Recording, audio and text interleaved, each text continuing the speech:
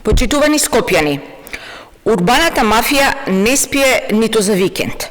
Наместо да се бара одговорност и да се спречат сите компрометирачки действија во врска со 150 дивоградби во Чаир, ситуацијата добива нови размери, а мрежата на инволвирани во овој мега скандал се проширува. Последните информации покажуваат фрапантни работи. Катастарот за недвижности донел решение со кое ги избришал претходно впишаните нелегални легализации за над 150 дивоградби во Чаир, за кои од јавноста дознавме дека биле впишани во катастарот врз основа на фалсификувани документи. Според информации доставени до нас од свиркачи, катастарот донел решение за бришење на решение за впишување на објект по барање кое било доставено на 2 мај, а архивирано на 25 мај 2025 година. За да биде ситуацијата уште потрагична, Општина Чаир носи документ дека на локацијата каде што е изградена зградата било предвидено изградба на улица, но и покрај тоа на тоа место се изградила зграда. Ова решение на Општина Чаир потоа исчезнало во општинските лавиринти.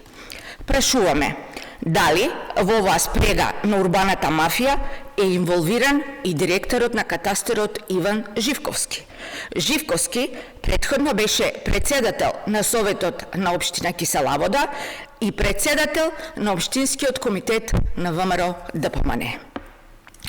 Каква корист имаат Мицкоски и ВМРО ДПМН од 150 дивоградби во Чаир? Зошто од ВМРО ДПМН ги штитат подобните од нивниот коалициски партнер ВЛЕН? Недозволиво е институциите да молчат и да го покриваат криминалот на урбаната мафија. ВМРО ДПМН ветуваше дедуизација само за да ја промени со вленизација. СДСМ бара институционална разврска за овој мега скандал. Како советничка група во Советот на град Скопје поднесовме барање за свикување на вонредна седница на Советот на град Скопје. Советот има обврска за вака важно прашање да дискутира, да видиме дали и во другите општини под власт на ВМРО ДПМН, ВЛЕН и ЗНАМ има вакви криминали со дивоградби. Недозволиво е членовите на Советот за вакви прашања да дознаваат од медиумите. Ги повикуваме сите советници да го поддржат нашето барање, да покажат одговорност и да ги надминат политичките игри. Граѓаните го бараат тоа од нас, од сите членови на Советот, кои со својот глас одлучуваат за нивните судбини. Ви благодарам.